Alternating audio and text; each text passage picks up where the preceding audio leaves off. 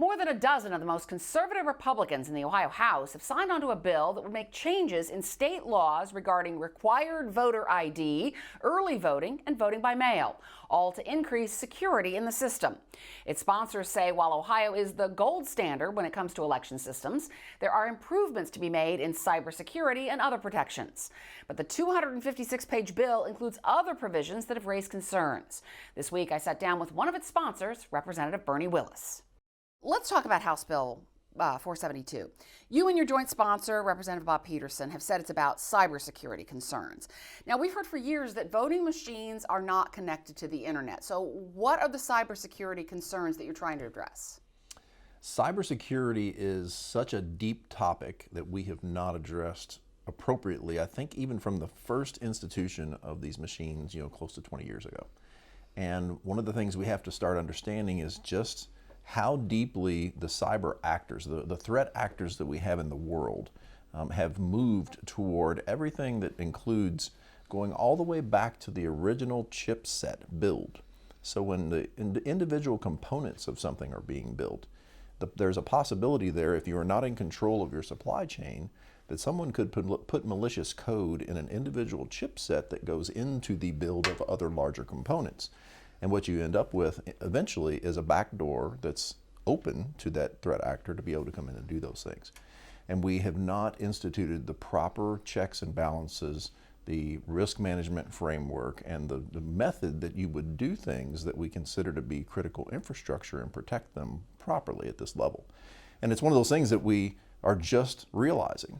And that's a shame, right? For us to be this far along and then realize, wow, we are really far in arrears, not just with thinking about the ways that they could be attacked, but the ways that we should be protecting them if we are going to accept the fact that our national institutions have called our election systems critical infrastructure.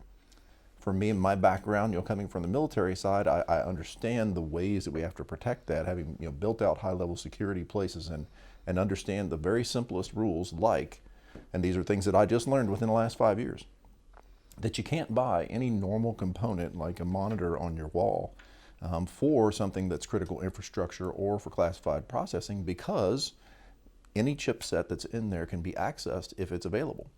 And the only way that you get around that is by removing things that aren't needed. And so when someone asks, how do you ensure that you're not connected or don't have the ability for someone to connect to it? It doesn't matter whether you're connected to the internet, it's about whether someone can connect to it. Even a disabled chipset in the software that tells you, a slider maybe that tells you that it is off, if it's in there, it's accessible. Now the state does have a voting machine examiners board, and county boards of elections can purchase their own machines. They make those local decisions on which voting machines to purchase. Right. Would this bill require all counties to buy brand new voting machines?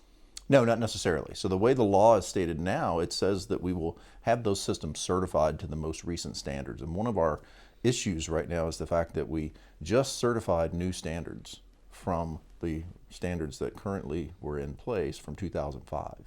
And so cybersecurity, anyone who understands how things have changed knows that cybersecurity changes on a moment's notice. And anything that we did yesterday could be hacked today, and they will have to be changed and fixed. And so it's an active process.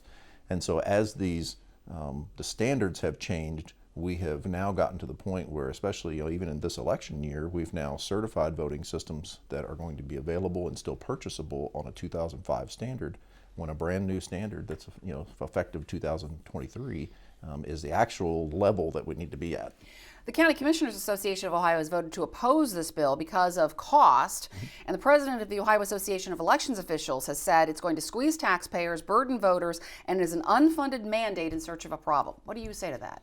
So I would say the funding issue is real. What we haven't quantified is how much we've spent already, if assuming that we are able to look at some point at all of those systems and say, yes, they are indeed as secure as we need them to be. Whether we will need to replace them is another issue that frankly, our legislature has to figure out how do we then fund it as critical infrastructure. And so I think their concerns are absolutely valid, and we certainly do not want to put any levy some unfunded requirement upon them. without then telling them, hey, when we know how much that costs, we're going to make sure that the funds are there to do it, because our state, again, should accept this as critical infrastructure, should protect it at that level, and not just ask them to do it. I think that's our job to actually do that for them. You've talked about outside actors getting involved and controlling chips, and certainly we've had some concerns about other countries accessing our voting system and things like that. There was a group of election security experts that sent a letter to U.S. Attorney General Merrick Garland last year saying there's a real concern about an effort to access voting system software by allies of former President Trump. Does this bill address any questions about citizens looking into voting machines and trying to access that voting software and maybe messing it up? I think it literally covers the gamut of protecting the databases that are created from all of this information, the inputs, outputs, going all the way back from voter registration and being in the registries, all the way up to the final tallied votes that come out of that. What we have now are databases that we really do not have any insight to, and we don't have any control over. And my best parallel, I would say, to that is the databases that hold your financial information every day are secured by the highest level of blockchain technology. And that allows you to not only be flagged to any issues going in, but to have a continual record of not only how it was done, but who did it, and the ability to rebuild that database by taking out the bad inputs that may happen to be there. We have nothing even close to that at this point. And so it's very difficult for us to even know who and where there might be bad entries or exits, things that are taken out of the database, put in the database. And that's really what we're asking for, is to elevate it to a standard where we have control over that and we know exactly what's gone in, what's coming out. To me, it's a completely nonpartisan issue, right? We're talking about election integrity, whether that, I think that is to the benefit of the Ohio people to know that what's going in is exactly what they intended and what comes out and the result is true. The bill would also allow for boards of elections, county commissioners, or voters to require hand counting of ballots. Doesn't that open the system up to more human error when ballots are counted by hand as opposed to by a machine?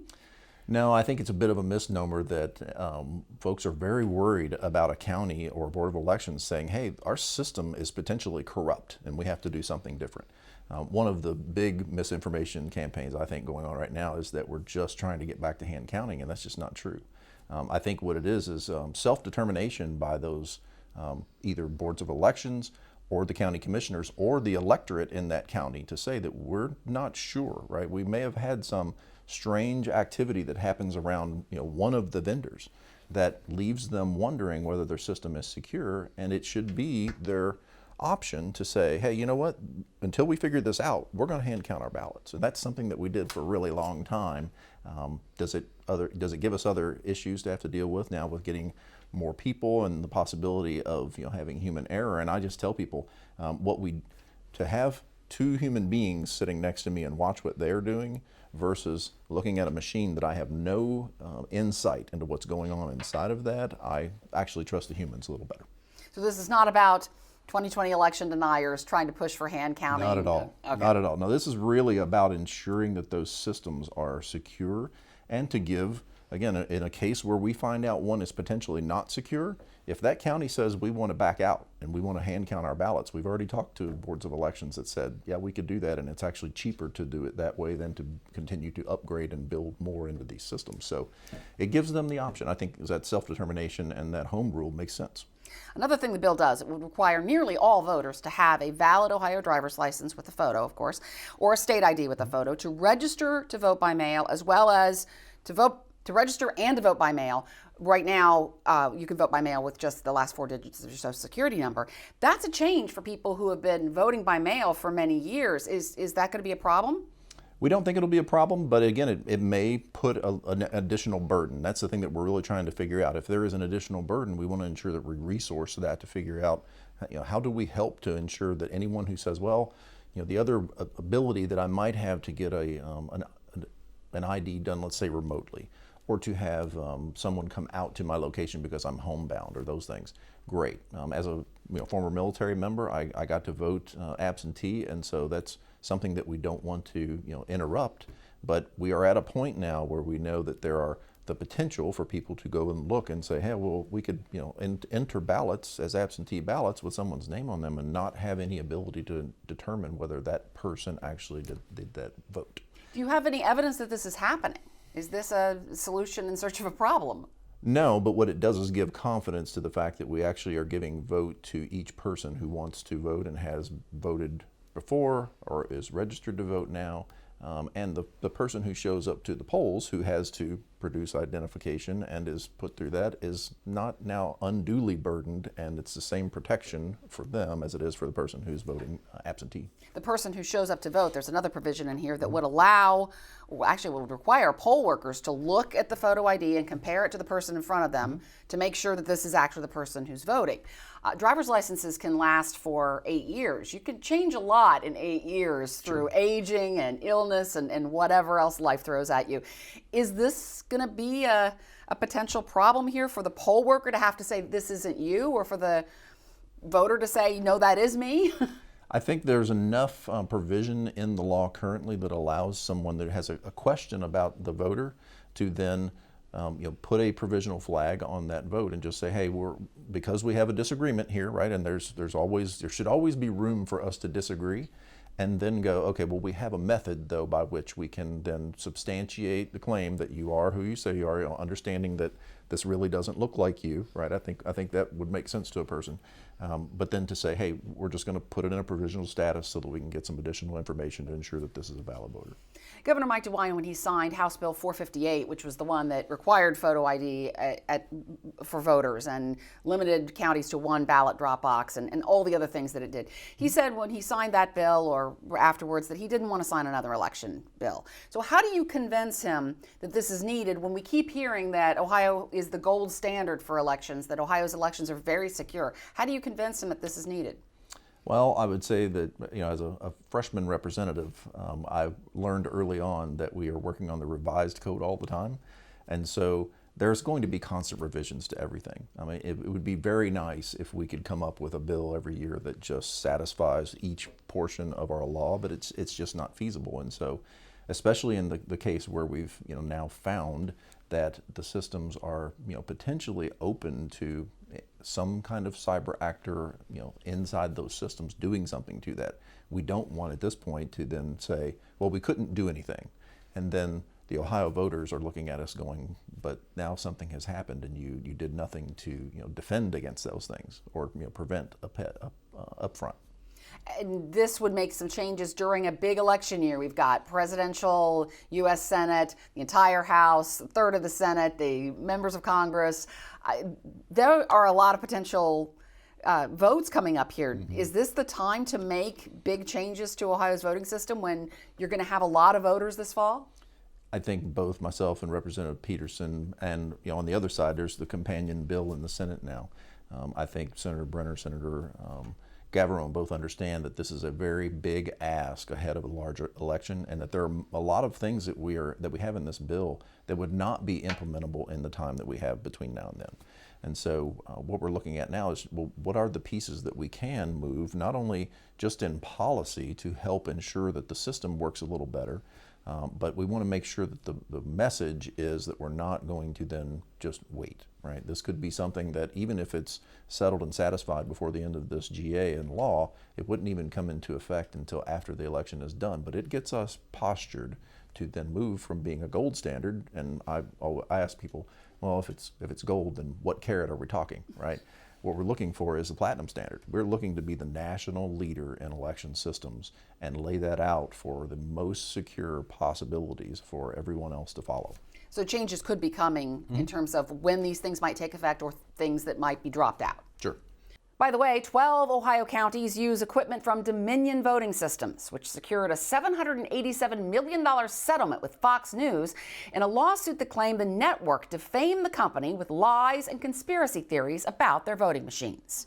The County Commissioners Association of Ohio is opposed to the bill, as is the group that represents elections workers, the Ohio Association of Elections Officials. We agree with the sponsors that we want to have safe and secure elections in Ohio. But unfortunately, we also recognize that many of the provisions that are contained in the bill actually move us in the wrong direction. So while we are certainly committed to working with the legislature to improve our election system and make it more safe and more secure, I think we have to start by acknowledging that Ohio already has the gold standard for secure elections, for safe elections, for accurate elections. And we need to start with that premise and find real solutions to real problems, not create more by passing a bill that just is not well conceived or well vetted at this point.